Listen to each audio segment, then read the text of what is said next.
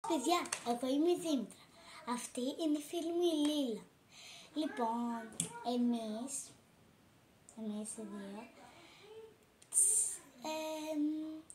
θέλουμε να σας εξηγήσουμε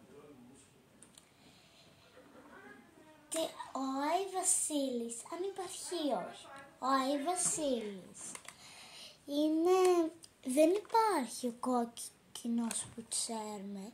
Υπάρχει άλλος Άγιος που είναι το όνομά του Βασίλη.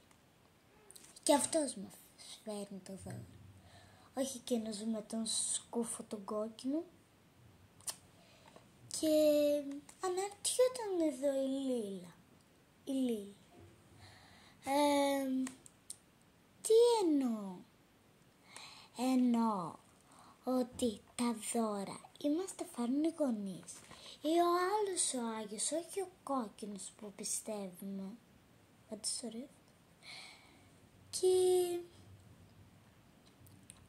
σκεφτόμουν τώρα, τι είναι αυτά τα Χριστούγεννα πια και στολίζουμε έτσι. Τα Χριστούγεννα είναι νύχτες που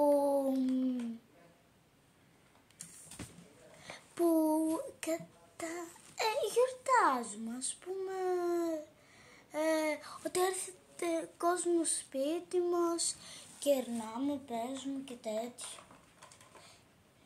Λοιπόν, αυτά είχαμε να σας δείξουμε. Καλά Χριστούγεννα!